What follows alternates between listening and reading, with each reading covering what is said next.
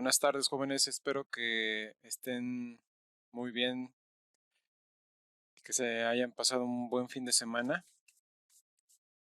El día de hoy vamos a empezar a trabajar ya con lo que se conoce, si recuerdan lo que es el cambio de variable.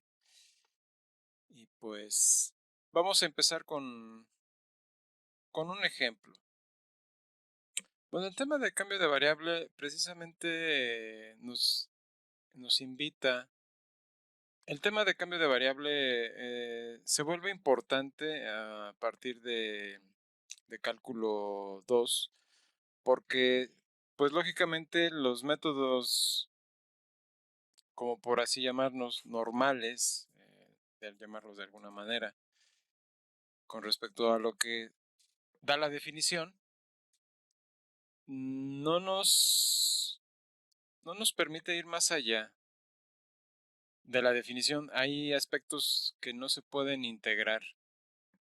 Este, Así a primera vista. Entonces hay que, eh, tal vez se le puede hacer una manipulación algebraica. En algunos casos eso se hace, se manipula algebraicamente a la función. Y pues tras esa manipulación podemos tal vez hacer la integral con la definición. Por otro lado, si no podemos ni aún con esa manipulación, pues entonces es cuando surge el primer punto, que se llama cambio de variable, que es simplemente cambiarle la variable, es decir, eh, transformar la función en otra cosa, en otra función, ¿sí? Que nos permita hacer la integral, ¿no? Entonces, lógicamente hay un esquema para eso, ¿sí? Tenemos que buscar una función que sea integrable, que sea diferenciable. Y después de que sea diferenciable, pues ya podemos hacer el cambio de variable. Pero el asunto no se queda ahí, porque a veces, en algún momento, las integrales con cambio de variable tampoco se pueden resolver. Entonces empezamos con integración por partes, ¿sí? Y luego los siguientes métodos de integración. Y bueno, algo parecido ocurre acá, ¿sí? ¿Por qué? Porque lógicamente tenemos que pedir ciertas circunstancias, ciertas condiciones para que las funciones nos den lo que estamos pidiendo, ¿sí? Una integral.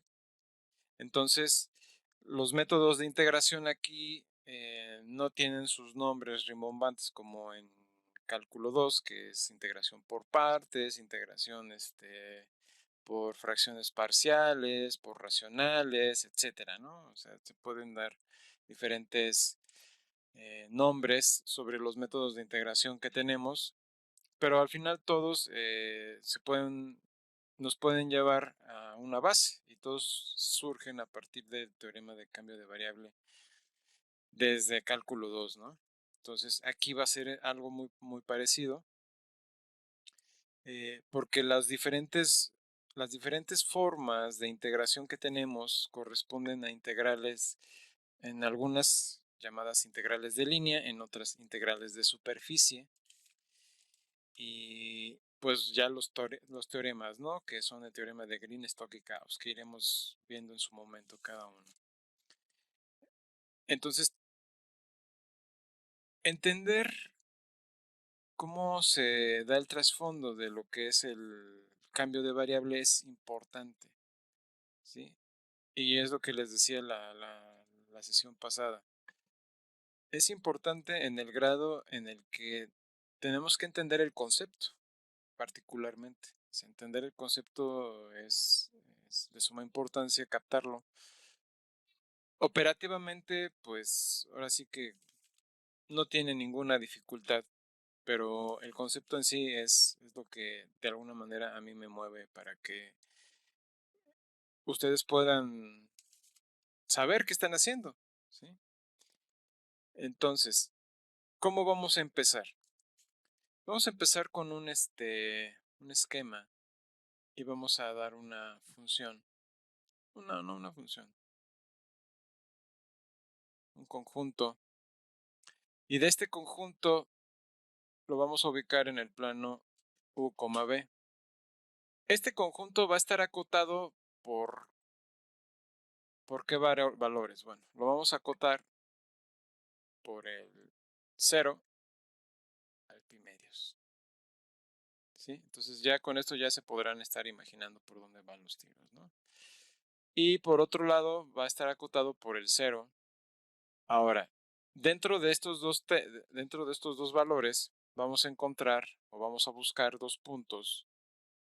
Y aquí vamos a poner un punto alfa, ¿sí? Y un punto beta sobre sobre el intervalo que va de 0 a pi medios. Y de 0 a ρ vamos a buscar dos valores, gamma y delta, ¿sí? Tales que, ¿qué función van a jugar aquí? Estos valores lo que van a hacer es, lógicamente, cuando los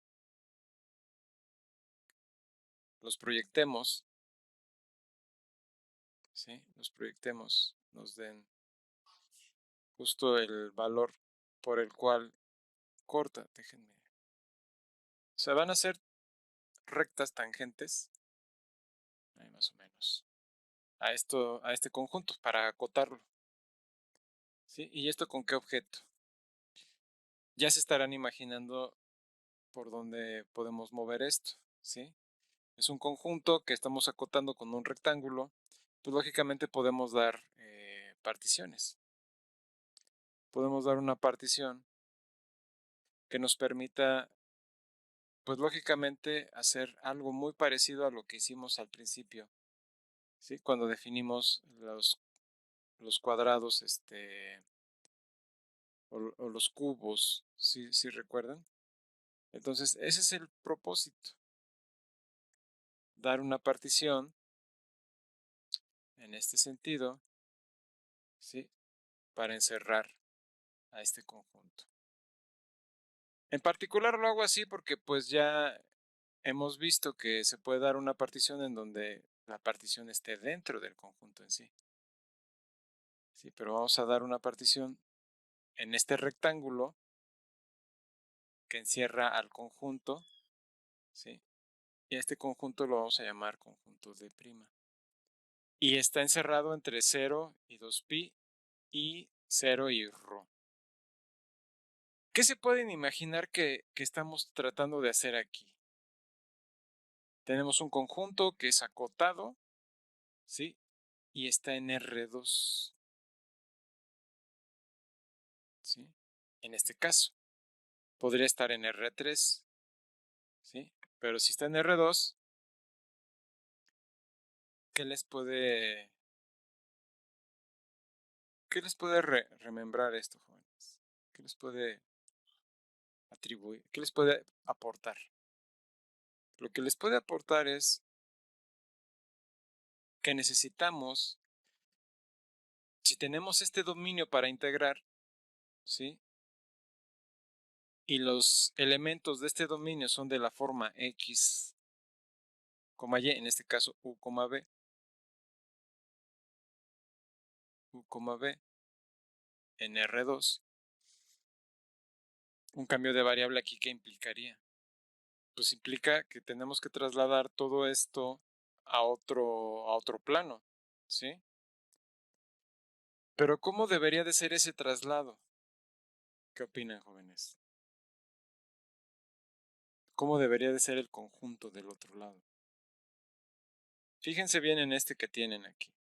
Es un conjunto acotado, ¿sí? De momento nos lo tomamos así, podemos tomar otro conjunto, ¿sí? Conjunto que no esté acotado. Pero tomemos nuestro conjunto acotado, es un conjunto de acotado, ¿sí? Está entre 0 y 2pi y 0 y ρ. Pero la integral que tengo que calcular me cuesta o me puede costar mucho trabajo, o sea, ver por dónde integrarla con respecto al conjunto de prima,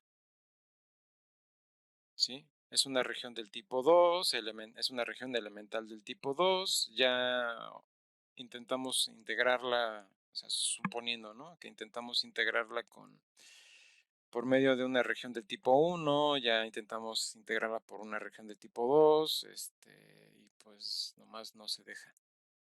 ¿Por qué no puedo hacer un cambio de variable o aplicar de forma sencilla algún método de integración de cálculo 2 y pues simplemente no veo por dónde abordarlo? Entonces, ahora me dicen que existe otro método, ¿sí? ¿Cómo tendría que ser ese otro conjunto? ¿Cómo podría serlo? ¿Ustedes qué opinan? Para poder tomar un conjunto y mandar esos elementos de ese conjunto a otro conjunto, porque eso es lo que tenemos que hacer, ¿qué es lo que tendríamos que proponer? ¿Cómo mandamos de un conjunto? O sea, es como mandar a alguien, ¿sí? Por, por hacer una labor, ¿sí? En un lado está realizando una labor y decirle, bueno, ¿sabes qué? Ahora tienes que bajar al piso de abajo y tienes que hacer lo mismo. ¿Qué tendríamos que hacer? En primer lugar, tenemos que ver las condiciones sobre las cuales está dado el conjunto. El conjunto es un conjunto acotado, ¿sí? Entonces, de entrada, pues para poder calcular una integral con respecto a este conjunto y en referencia a otro, pues necesitamos otro conjunto con esa característica, otro conjunto que pueda acotarse, ¿sí? Otro conjunto que un conjunto que pueda acotarse, ¿sí? Ahora, este conjunto, ¿qué forma debe de tener con respecto al anterior? Digo, porque de alguna manera verlo así, pues parece que no necesariamente tiene que ser el mismo. O sea, si estoy en un rectángulo, pues no necesariamente tengo que pasar un rectángulo. Puedo hacer de un rectángulo a un elipse, ¿sí? O si estoy en un cubo, puedo pasar todo a un elipsoide. O sea, nada más por darles un ejemplo, ¿sí? Ambos conjuntos son acotados. Pero ¿cuál es la característica principal aquí? Que cuando yo haga la transferencia lo tengo que hacer a través de una función, ¿sí? O una transformación. Y también tiene que estar de R2 a R2, o sea, porque tiene que ser un cambio de variable de un tipo semejante, o sea, un término que sea de la forma XY, ¿sí? En R2. Esto para ir tomando las bases de lo que necesitamos. Porque si recuerdan, cuando hacemos el cambio de variable, pues vamos de R en R. No hay vuelta de hoja. Vamos de un intervalo a otro intervalo. Pero ¿cómo deben de ser esos intervalos? Los intervalos pueden tomar muchas formas. Pueden ser discontinuos, pueden ser intervalos anidados, qué sé yo, o sea, o una familia de intervalos en un caso con respecto a otro. Podemos tomar una unión de intervalos y estos intervalos ser ajenos entre sí y con respecto a otro intervalo más grande que nos permita hacer la asociación con este juego, con esta familia de intervalos. O sea, ¿qué les quiero decir? Que necesitamos establecer una función que nos permita entender que tenemos otro conjunto del otro lado con las mismas características que el primero, ¿sí? Entonces, ¿cómo tiene que ser esa función, jóvenes? Lo primero que tenemos que notar es que tiene que mandar los elementos de un conjunto a otro uno a uno, ¿sí? ¿Qué quiere decir esto? Que vamos a tener la función tiene que ser inyectiva, ¿sí? O sea que por cada elemento que yo me tome de acá del conjunto D, ¿sí? Voy a mandar todo al conjunto al conjunto D, o sea, del conjunto D', yo voy a mandar todo al conjunto D. Pero cada punto que yo tome aquí, ¿sí? Cada punto que yo tome aquí cada punto u, b, cada punto u, b como este, ¿sí? Tiene que trasladarse a un punto XY, uno y solo uno. Entonces, viéndolo así, pues ya tenemos la primera parte. Ahora, ¿qué otra característica debe de cumplir esta función? Esta función tiene que ser también suprayectiva, ¿sí? Tiene que ser inyectiva y sobre, o sea que tiene que ser biunívoca en los dos casos, porque todos los elementos del conjunto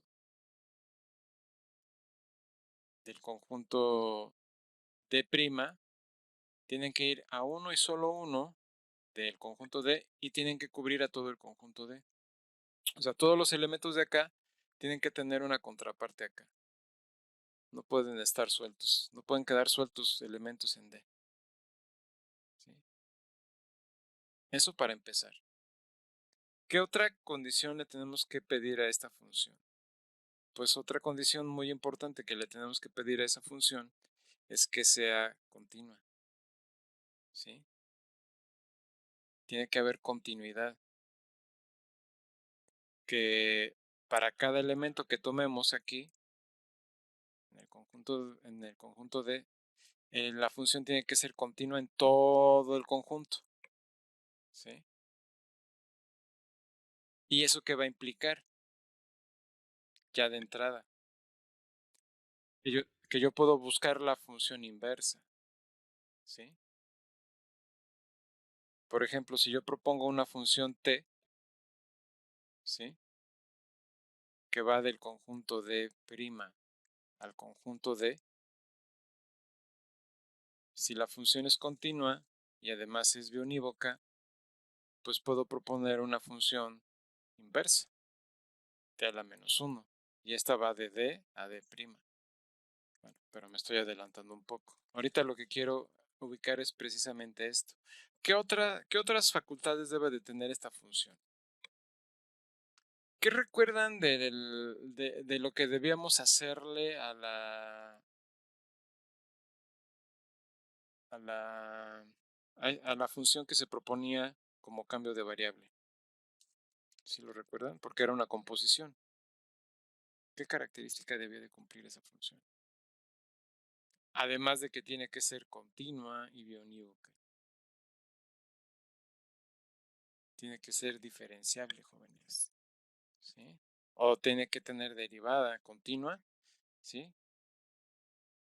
De menos la primera, porque pues podemos proponer una función que sea de clase C infinito, o sea, de clase Cn, o sea, podemos proponer muchas cosas, ¿no? Pero ahorita de entrada lo que me interesa es que la primera derivada al menos, ¿sí? Sea diferenciable y continua también. ¿Qué implicaciones tiene todo esto? Porque pues de momento no hemos hablado con respecto de nada eh, no hemos hablado de nada de lo que tenga que ver con una integral en términos de qué hace una integral, ¿no? En este caso. Viendo estas cualidades, ¿sí? Y viendo que tenemos una función t con las características de que es continua y es biunívoca, es diferenciable además y con una diferenciable de primer grado continua, y además estando acotada entre 0 y 2, y 0 y pi medios y 0 y rho, ¿qué podríamos usar con respecto a todo esto para poder proponer una cota para esta función d? O sea, ¿qué es lo que les quiero decir? Esta ya está acotada, ya la acotamos, ¿sí? Por estos términos. Esto que va de 0 a pi medios y de 0 a rho, ¿sí? Ya dimos valores alfa, ya dimos el valor beta, gamma y delta. Ahora, ¿qué necesitamos para mover esto con respecto a este conjunto? ¿Cómo deberíamos de hacer esa traslación? En general de toda la partición. Lo primero que tengo que observar es qué tipo de función necesito. ¿sí? Para trasladar. ¿Por qué? Porque t, la función t, que va de R2 en R2, va a ser una función que va de U en B, ¿sí? Y va a ser igual a X a Y de U en B. Entonces, ¿cómo tiene que ser X de U, B y cómo tiene que ser Y de U, B? Pues depende de cómo quiera que acote a la función, ¿sí? Por ejemplo, si yo pensara en este caso, como está dada, como está propuesto el asunto, en coordenadas polares, tendría que fijarme, por ejemplo, en los valores alfa y beta, ¿sí? Los valores alfa y beta acotan con sus rectas verticales a este conjunto de prima, pero ¿cómo acotarían al conjunto D? ¿Sí? Bueno, podemos proponer lo siguiente. Podemos proponer que a partir de aquí, desde alfa, o sea, desde el valor alfa y desde el valor beta, exista una recta que con respecto a alfa, ¿sí? Corte al conjunto en este punto. Entonces, esta recta, de alguna manera, pues tiene estas condiciones, ¿sí? Es x de u, b, ¿sí? Y es una recta.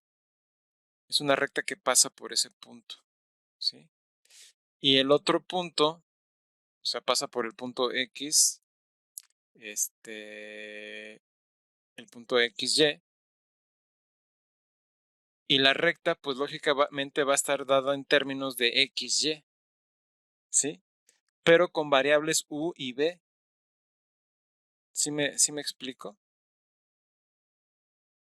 ¿Sí? En términos de X y en términos de B, perdón, en términos de U y B. Estas serían las rectas, ¿sí? Regularmente vemos una recta como algo así. A de X más BY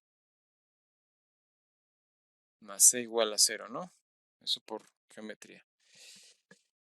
Si estoy planteando este tipo de rectas, ¿sí? Pues ahora lo que voy a buscar es otra recta semejante, algo así, pero que corte al conjunto de esta forma, aquí, con otra recta en un punto XY, ¿sí? Entonces, este punto XY también está dado. Ahora, ¿qué más podemos proponer aquí? Porque de alguna manera necesitamos acotar al conjunto, ¿sí? Acotarlo en términos de quién, en términos de ahora otro esquema que nos permita establecer esta cota, ¿sí? ¿Qué se pueden imaginar, jóvenes? ¿Qué va a pasar? Pues podemos proponer circunferencias, ¿sí? Circunferencias, una circunferencia que toque, por ejemplo, en este punto, y otra circunferencia, bueno, hay más o menos, que toque en este punto. Entonces, ya con eso tenemos 4 funciones que acotan a nuestro conjunto D. Esas funciones tienen como base primero a alfa y beta, ¿sí? Y esto con respecto a las rectas, ¿sí? Tienen a alfa y a beta, donde alfa va a estar influenciando a esta recta, beta va a estar influenciando a esta otra recta y gamma, ¿sí? Va a estar influenciando a esta circunferencia y delta va a estar influenciando a esta otra circunferencia, ¿sí? ¿Esto con qué propósito? Pues con el propósito de alguna manera de mostrarles, ¿sí? ¿Qué necesitamos? ¿Sí? Entonces necesitamos establecer ciertos criterios que nos permitan ver la función que vamos a trabajar. Ahora, esto sobre el conjunto de, ¿qué más podemos hacer? Observen el conjunto de prima, cómo está. Tenemos a nuestro conjunto D y si lo pueden observar, pues está particionado. ¿Sí? Tiene una partición. Pues hay que hacer lo mismo del otro lado. ¿Cómo podemos proceder con esa partición? Bueno, pues podemos hacerlo de tal manera que podemos seguir trazando rayos, en este caso, o rectas que pasan por el origen, ¿sí? Y pueden ser arbitrarios. ¿Y cómo van a ser estos términos? Pues vamos a proponer que sean de la forma, déjenme subir esto un poco más. Vamos a proponer que sean de la forma teta 0, ¿sí? Igual a alfa, ¿sí? Y este menor a teta 1 y este menor así sucesivamente hasta teta, ¿sí? Y este tiene que, o teta acá, vamos a ponerle así. Vamos a ponerle teta acá. Y vamos a ver que sea equivalente a beta. ¿Sí? Este término teta, lógicamente, está definido ¿dónde? Aquí, sobre el eje U. Entonces tenemos teta 1, teta 2 y así sucesivamente hasta teta K. ¿Sí? Por otro lado, eso trasladado a las rectas, pues van a tener que afectar de alguna manera también esas rectas verticales, van a afectar a las rectas que estamos trazando, ¿sí? Sí, porque será la misma cantidad de valores que tomen acá, o sea, de divisiones, que tomen aquí y que tomen acá. ¿Qué otra forma podemos darle a esta división? O más bien partición, no división, partición. Pues lógicamente tenemos que enfocarnos en el otro caso en circunferencias concéntricas, ¿sí? Que después de la primera, pues pueden ser arbitrarias, pueden tener también un valor específico, ¿sí? Con una medida específica que nos permita calcular sin ningún problema la distancia, ¿sí? Una distancia específica, que ya lo hemos hecho. Con todo esto, ¿qué podemos decir ahora? Bueno, la distancia que hay, por ejemplo, vamos a enfocarnos un poco más. La distancia que hay en este punto, ¿sí? Con respecto al origen, podemos definirlo como ρi, ¿sí? Porque es ¿por qué ρ? Y ustedes han de preguntar, ¿por qué ρ si es una circunferencia? Bueno, porque ρ es el diámetro, ¿sí? Ρ es el diámetro de esta circunferencia en particular. Por eso lo estoy tomando así. Déjenme ponerlo. Este es ρ, ¿sí? Y el que le sigue, el siguiente punto, este de aquí, este va a ser ρ más, este es ρi, perdón, el primero. O sea, la distancia es ρi y el segundo va a ser ρi más 1. ¿Sí? Entonces, entre ρi más 1 y ρi podemos establecer lo siguiente.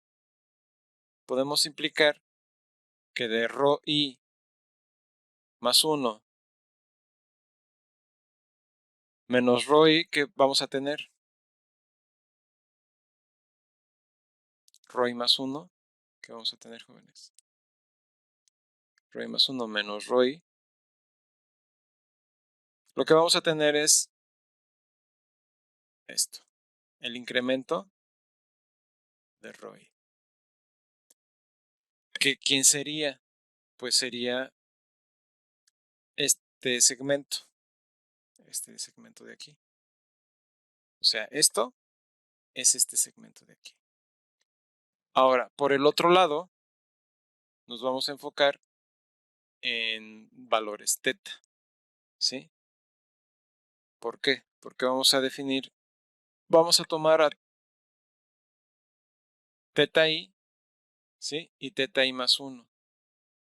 ¿Esto qué quiere decir? Si lo observan, ¿sí?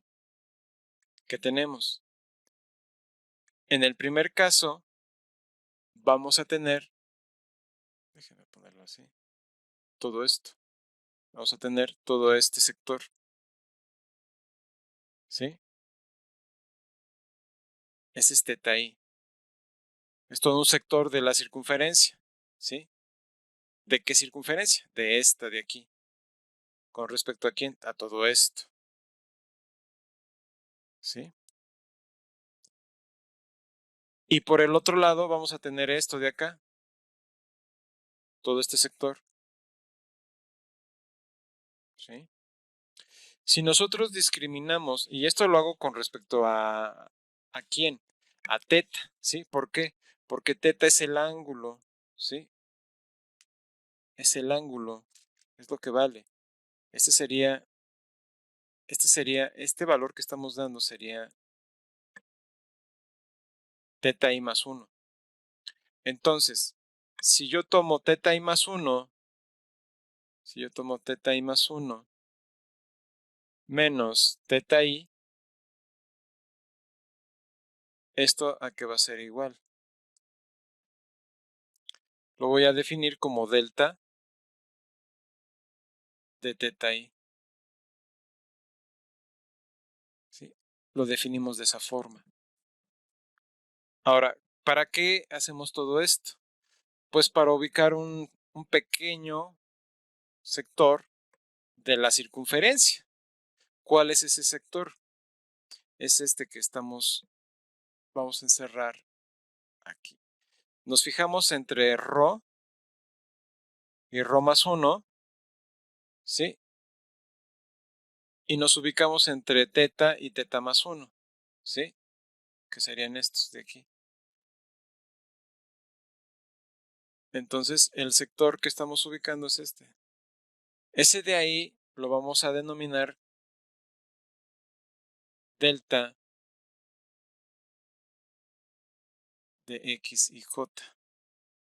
Y va a ser equivalente a delta, se va a ser delta de teta i, y j va a ser definido como, bueno, va a ser equivalente a delta de, o al incremento de ρ o de teta.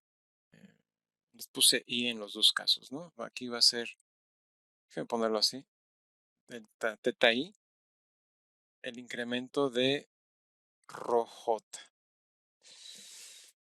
Y bueno, lógicamente voy a tener que cambiar los índices aquí. Va a ser j y j más 1. Entonces vamos a ponerle j y este es delta j. Sí, ahora sí. ¿Esto con qué propósito? ¿Qué pueden deducir ustedes a partir de todo esto, jóvenes? Si yo quisiera calcular una integral con respecto, o bueno, calcular una suma de Riemann con respecto a esto, ¿en qué me enfocaría? Supónganse que tienen una función f, ¿sí? ¿Sobre quién? Tienen una función f sobre este conjunto. ¿Qué es lo que haríamos? Bueno, lo que haríamos sería ahora pensar, ya dadas las particiones, en lo siguiente. Ya que tenemos dadas las particiones y definimos este conjunto, ya sabemos que delta, déjenme subir esto, ya sabemos que delta de x y j es equivalente a delta, ¿sí? O al incremento de teta i, el incremento de teta i por el incremento de rho j. ¿Esto quién es, jóvenes? O aproximadamente quién es. Aproximadamente es el área, ¿sí? De este conjunto, de este mismo conjunto, X y J. Entonces es el área, ¿sí? Y por este lado, ¿qué podríamos decir? Bueno, podemos decir que es la medida de X y J, ¿sí? Lo podemos proponer así. ¿Qué más podemos explotar de todo esto? Estamos viendo, ¿sí? Que nos estamos enfrentando a qué cosa, jóvenes.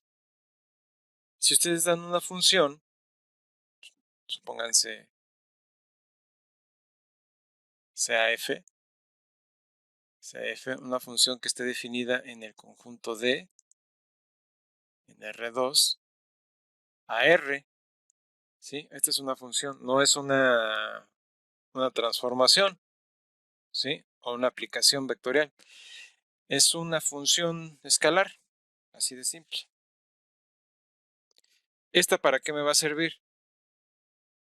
Pues de momento podemos suponer varias cosas, ¿no? Pero supongamos que la función es continua, de momento, ¿sí? Es continua en el conjunto D.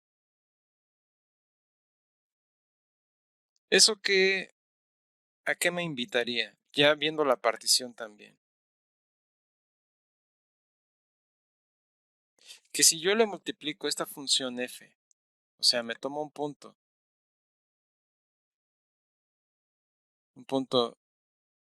ij dentro de x de ij,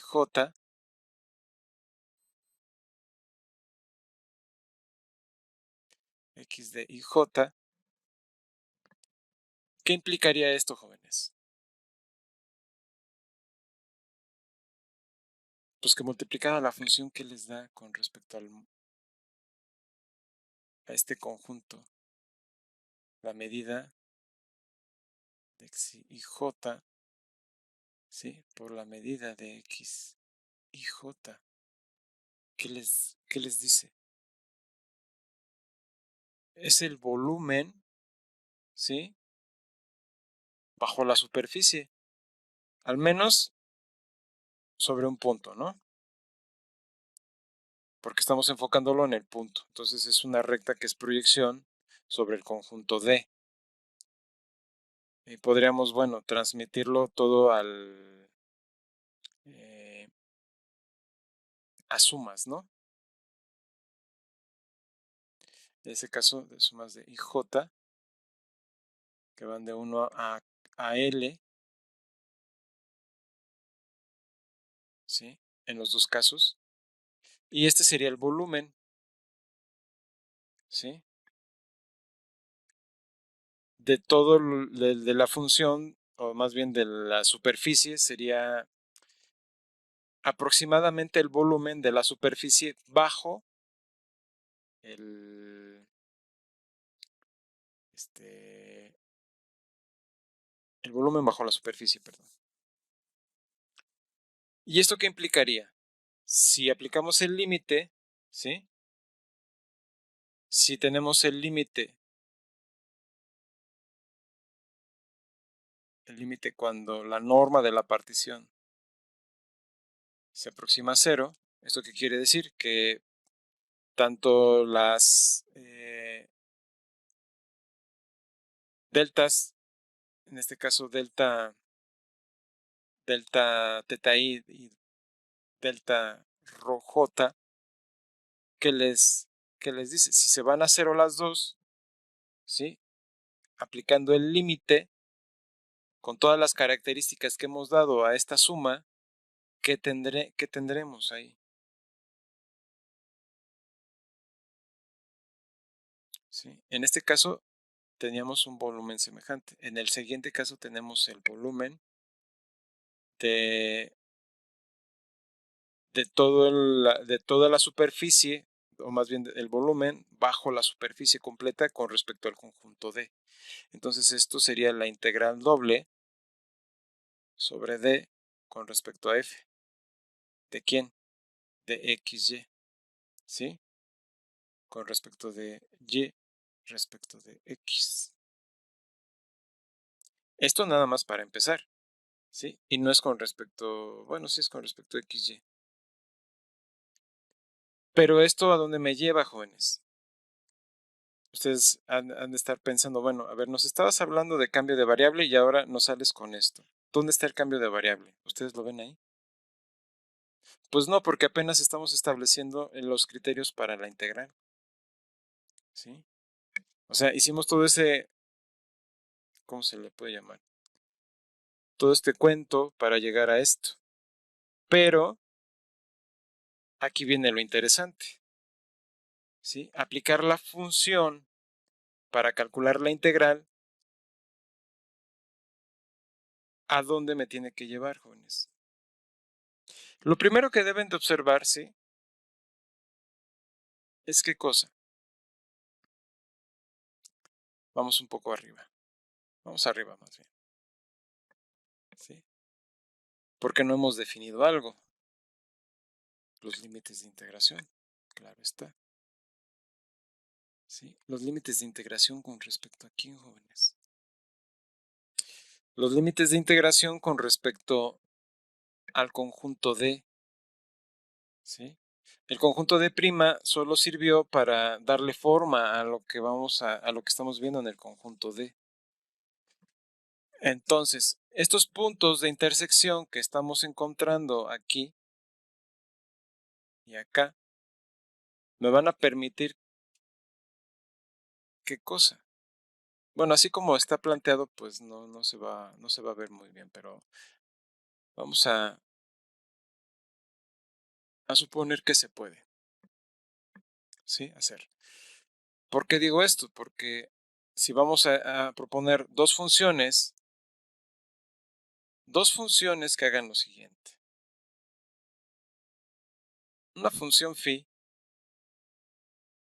que corte así y otra función, una función phi1 y una función phi2 con respecto a teta.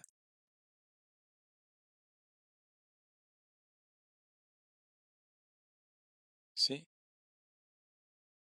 Sería phi1 de teta, sería esta función,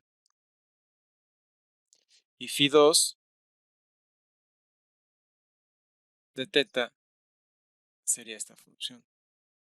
O sea, serían funciones que están en el perímetro del conjunto D, que le dan cabida y que acotan de esta forma al conjunto D.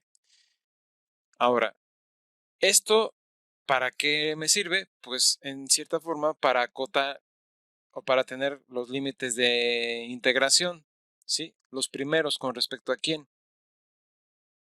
con respecto a ρ, ¿sí? Y los siguientes con respecto a quién van a ser, con respecto a teta, ¿sí? Entonces, ¿cómo quedaría mi integral? Pues todavía no la puedo exponer así tal cual. ¿Por qué?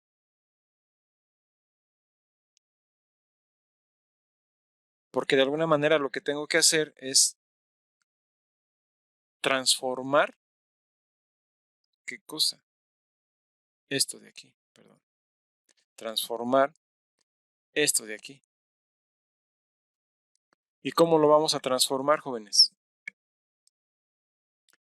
Pues tengo que recurrir ahora otra vez al conjunto X y J, ¿sí? Si ustedes recuerdan, ¿sí? Lo voy a dibujar aquí para que sea más sencillo. Era un sector, ¿sí? Un sector circular. Entonces, ¿quién era esto de aquí? Pues es delta de rho j, ¿sí? Esta circunferencia sería sería rho j y la otra sería rho de j más 1.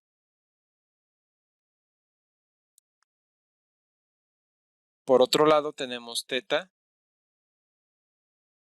y y teta j, teta de i más 1, ¿sí? Donde todo esto que está aquí es delta o el incremento de teta i. ¿Cómo se calcula, jóvenes, el área de un sector circular? ¿Alguno sabe?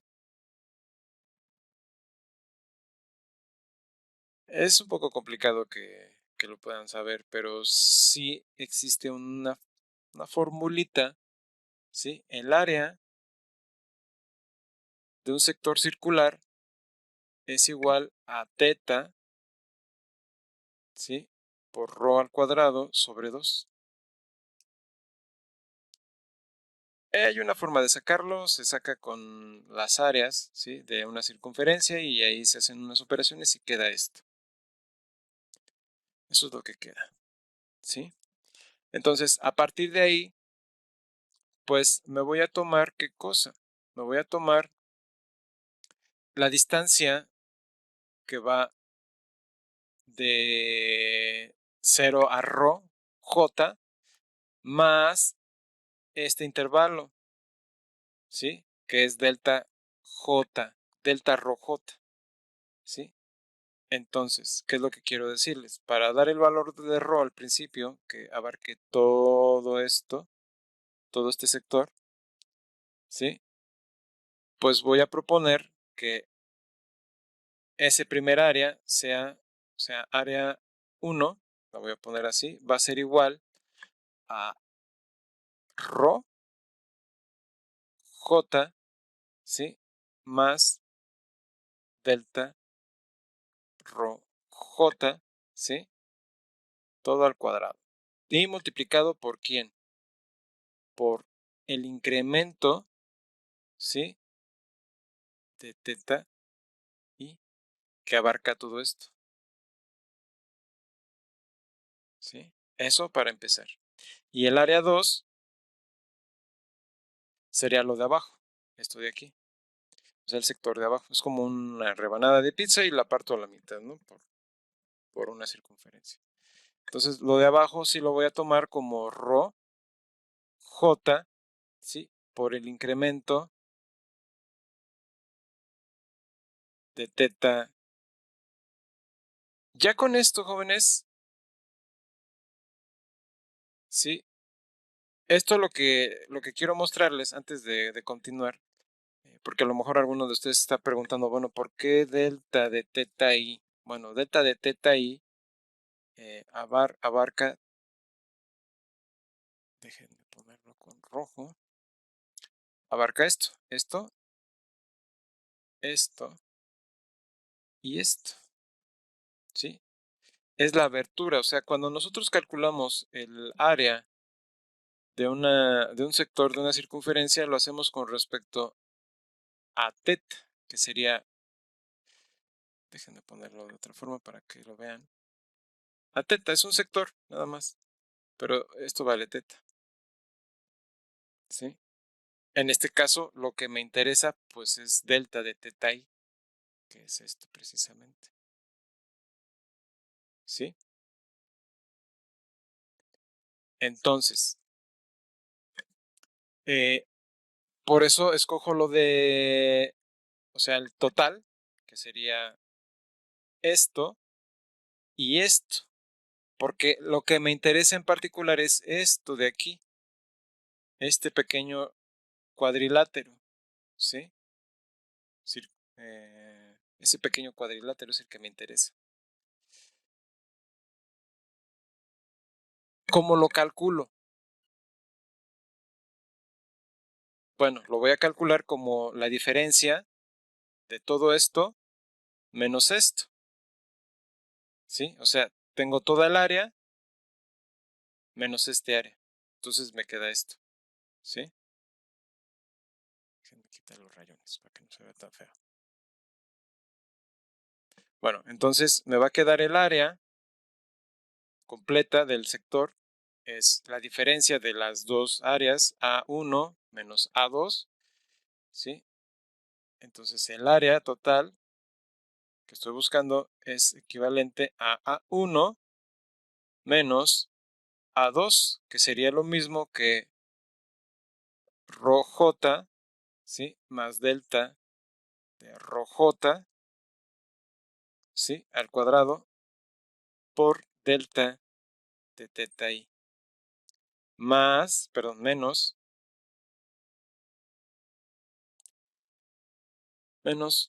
rho j, ¿sí? Por delta de teta i. Si ustedes hacen, y este es el cuadrado, porque acuérdense que tiene que ser el cuadrado. Aquí está, ¿sí? Tiene que ser el cuadrado, rho al cuadrado. Y ahora, haciendo un poquito de álgebra, les tiene que quedar lo siguiente. Ya no les voy a hacer toda la talacha, de hecho no es mucha la talacha, sí, pero haciendo este trabajo de algebrita, esto va a ser equivalente ¿a quién? A j, ¿sí? Más delta de rho, j sobre 2, y todo multiplicado por el incremento de rho j, ¿sí? Por el incremento de teta. Y si se dan cuenta, está apareciendo algo, ¿sí? Están apareciendo estos valores que me van a servir para sustituirlos, ¿sí? Ahorita van a ver en dónde. Y este término en sí es un número. Entonces, ese término en sí, que es un número, lo puedo sustituir por una rho. Entonces, tomo una rho prima,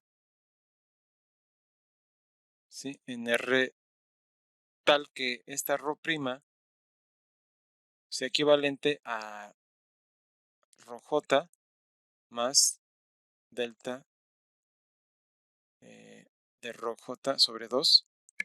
Y entonces esto sería equivalente a rho prima por el incremento de rho j por el incremento de teta i. Y ahora sí, podemos sustituir todo esto en dónde, jóvenes. Recuerden que teníamos una transformación, ¿sí? Aquí estamos jugando con la transformación, si se dieron cuenta, ¿sí? Esta transformación la propusimos, en este caso sería con respecto de u y b, ¿sí? Pero ¿qué valores tomaría?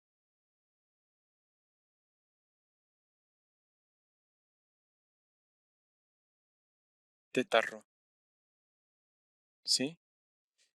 Y esto lógicamente pensando en donde x esté evaluada en teta rho y también y tiene que estar evaluada en teta rho. Aquí ya están apareciendo todos los términos que hemos estado trabajando, ¿sí? Partimos de algo con esto y hemos continuado con toda la transformación. Hasta ahorita no la habíamos tomado en cuenta, ¿sí? Pero aquí está apareciendo ya. En este término, ¿sí? Cuando yo calcule f de xy, voy a calcular f de una composición de t con respecto a quién? A teta rho, ¿sí? Entonces, ¿qué es lo que está pasando aquí? Déjenme subir esto un poco más. Recuerden esto de aquí. A ver, permítanme. Perdón que les mueva esto. Recuerden esto de aquí y todo esto, ¿sí? Recuerden esos dos factores. Son importantísimos para lo que sigue. Entonces, lo que tenemos ahora, ¿sí? O lo que habíamos dado en una primera instancia es que el volumen, ¿sí? El volumen es semejante a una suma, ¿sí? De IJ a L. acá, bueno, ya no me acuerdo bien, pero bueno. Esta suma está dada por f de xy, ¿sí? Por la medida del conjunto x y j. Y bueno, a partir de aquí, con todo esto, ¿qué podemos hacer? Sustituyendo nuestros términos, ¿sí? La medida de x y j la podemos sustituir por ¿quién? La medida de x y j, ¿qué dijimos quién era? Dijimos que era el incremento de x y j, ¿sí? Pero esto, ¿quién es? ¿Quién es, jóvenes? ¿Se acuerdan? Pues lo que acabamos de dar, ¿sí? Rho de Rho prima j, ¿sí? Está arriba. Es el incremento, perdón, Rho prima j por el incremento de, sí, de Rho j, por el incremento. Y lógicamente estamos pensando en la función. Entonces esto sería equivalente a ¿quién? A la suma que va de IJL, ¿sí? De la función de la transformación definida en ¿quién? Teta, o lo podemos ver así también. En X de teta rho y Y de teta rho. ¿Y esto por quién? Por rho prima, por rho prima j, ¿sí? Por el incremento de quién? De rho j por el incremento de teta. ¿Y esto quién es, jóvenes? Si aplicamos el límite, si observamos que el incremento de rho j se va a cero y el incremento de teta j se va a cero, ¿qué estamos observando?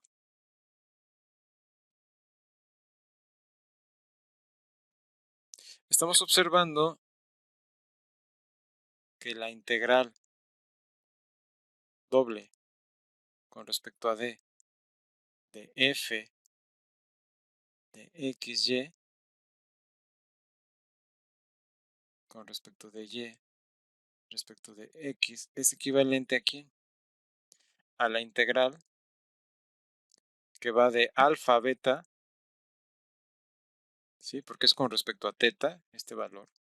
Entonces teta va a tomar valores entre alfa y beta, ¿sí? Donde alfa y beta están entre 0 y pi medios, ¿sí?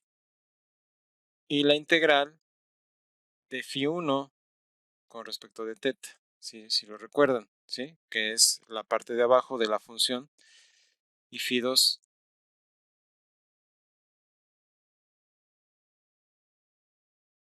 phi 2 de teta, ¿sí?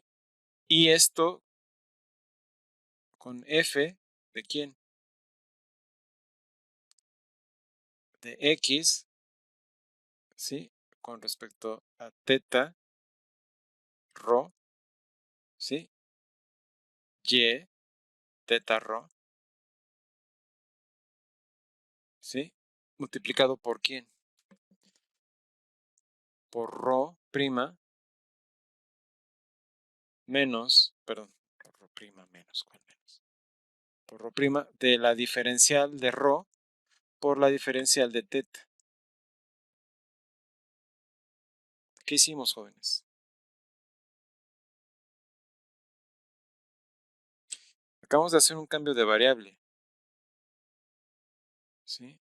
Este cambio de variable es un cambio de variable que se establece para coordenadas polares, ¿sí? Entonces, este trabajo, pues, no requiere de lo que regularmente se usa, el jacobiano, ¿sí? Porque todavía ni lo mencionamos el jacobiano. Pero quería mostrarles esto para que se dieran cuenta que podemos hacer un cambio de variable, al menos en una integral doble, con estas técnicas, ¿sí? Podemos proponer un cambio de variable con estas técnicas.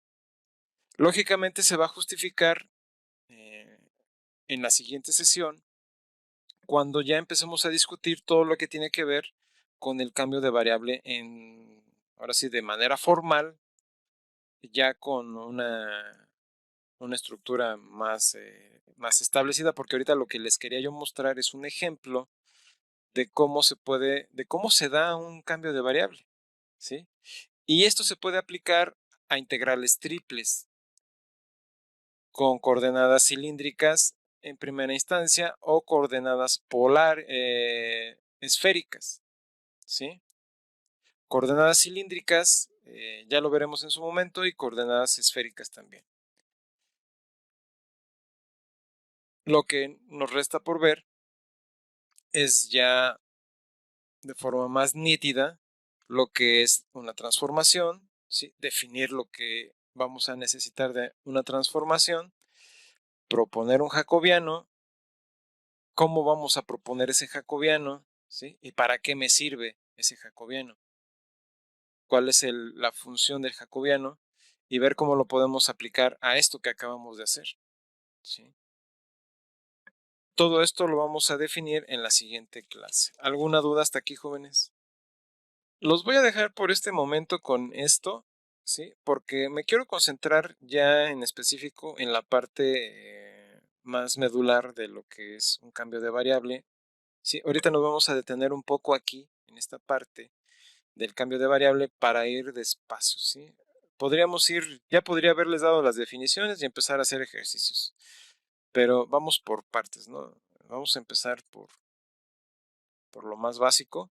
Entonces, la próxima clase, o sea, el miércoles, vamos a definir con más nitidez, como les digo, esta parte de lo que es el teorema de cambio de variable. A ver si nos permite llegar ahí. Porque una vez que definamos el teorema de cambio de variable, pues vamos a tener que definir otros tipos de cambio de variable, como los cambios de variable realizados con coordenadas cilíndricas y esféricas, ¿sí? Y ya la próxima clase, pues veremos un ejemplo también de coordenadas polares. Sin más, y si no tienen más dudas, jóvenes, pues nos vemos la próxima clase. Espero que se la pasen bien lo que resta de la tarde y continuamos en la próxima sesión. Hasta pronto. Tell me pretty lies, look me in the face, tell me that you love me.